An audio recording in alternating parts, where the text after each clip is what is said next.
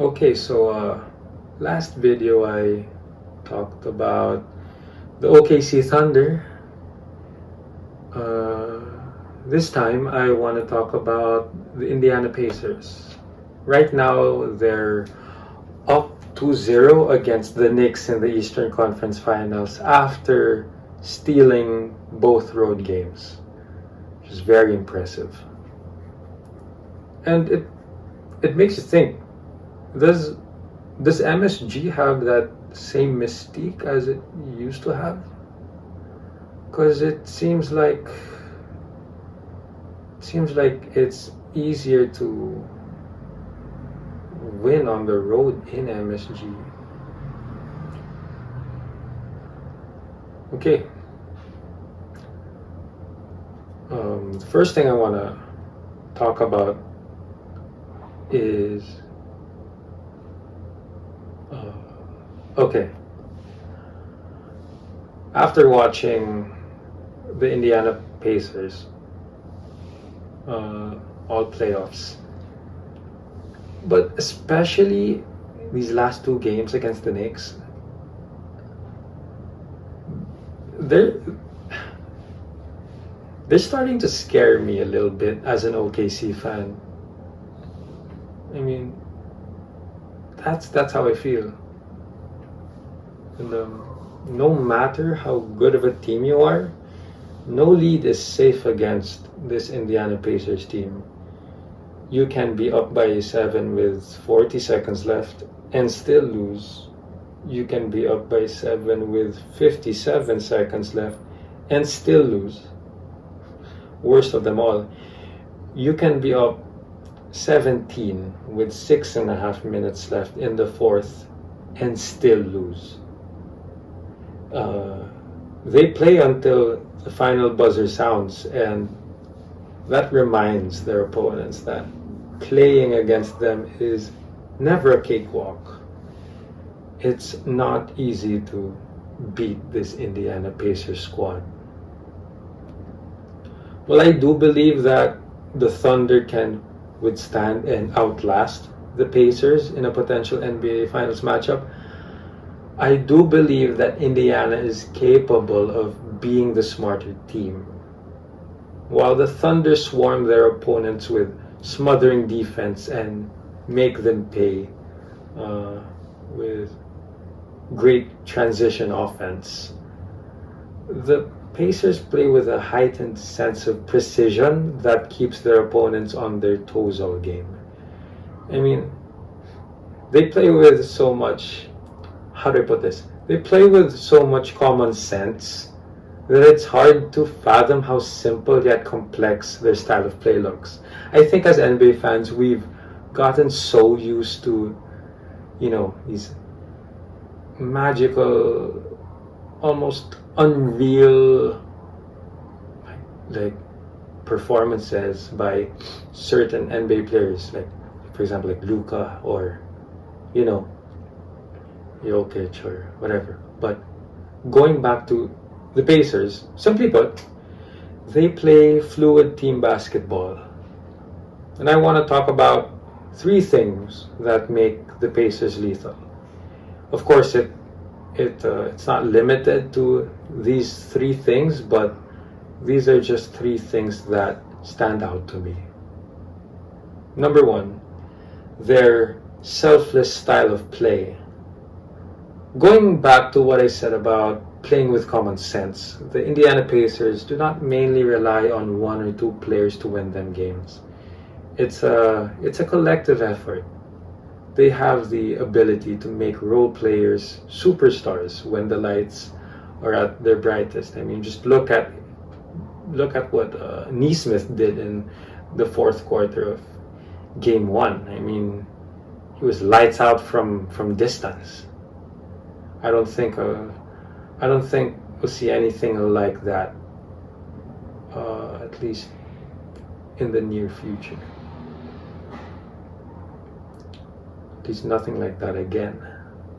With Tyrese Halliburton leading the charge under the brilliant coaching of Rick Carlisle, the Indiana Pacers are a well-oiled machine. The way Haliburton keeps his dribble alive must be exhausting for defenders to keep up with.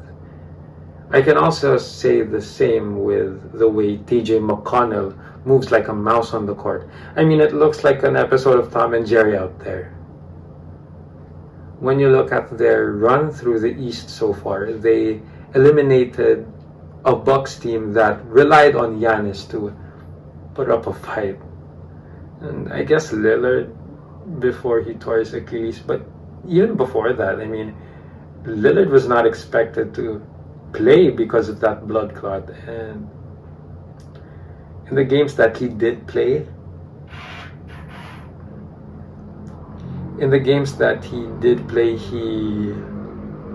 he did not look like the Lillard we've come to know. In the second round, the Pacers quickly handled business against the Cavs, the top seed in the East with 64 wins. And it's safe to say that if Donovan Mitchell wasn't there, the Pacers would have easily swept them. I mean, Mitchell was the guy who was, leaving it all out there, and they still got sent home in 5 games.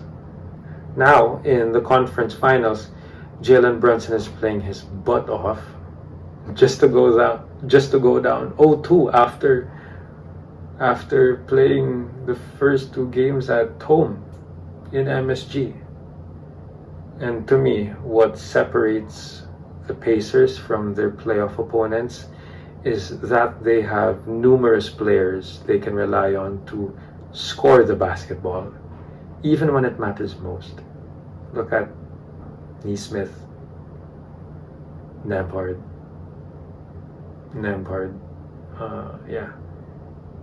Siakam, Haliburton, Miles Turner. I mean, they have a lot of good players. They have a lot of reliable players.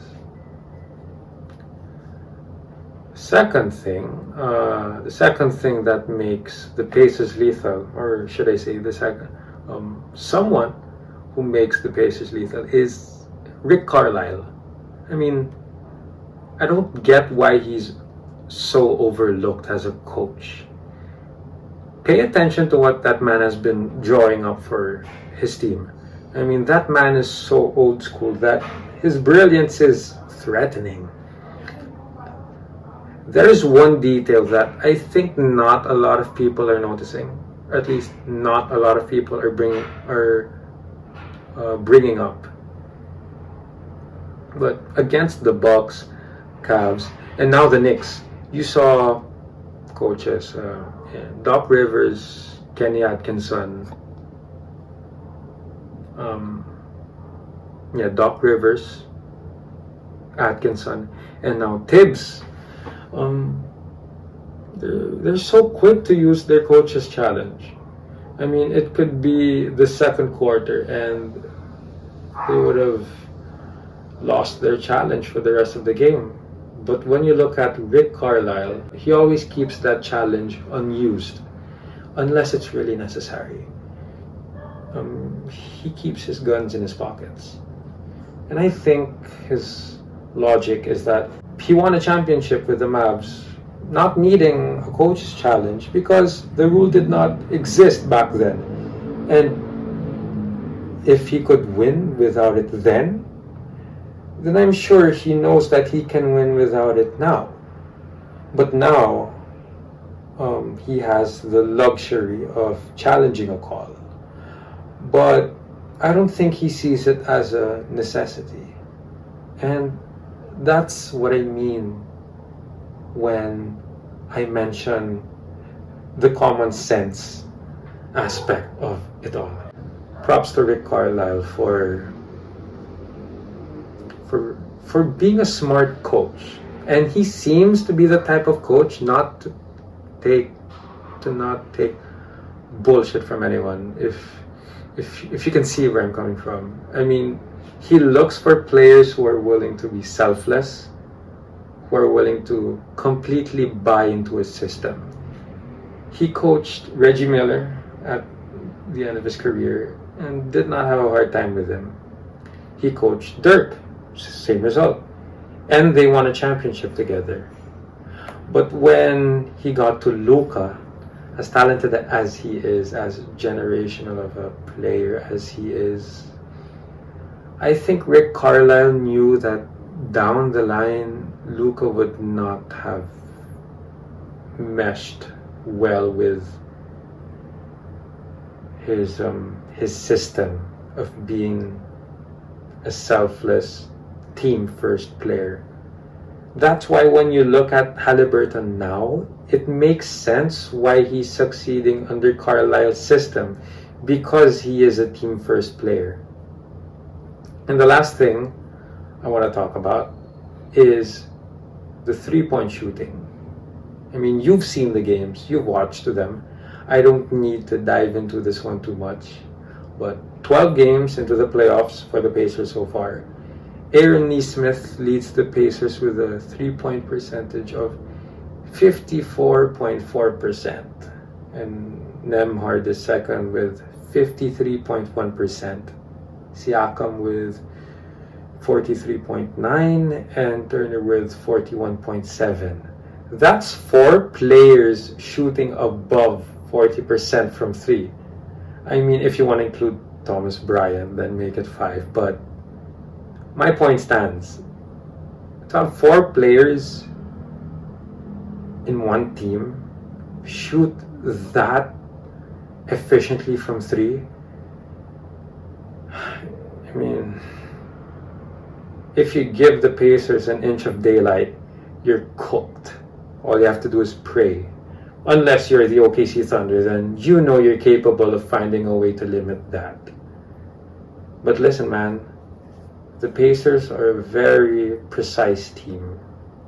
And to underestimate these guys would be a huge mistake.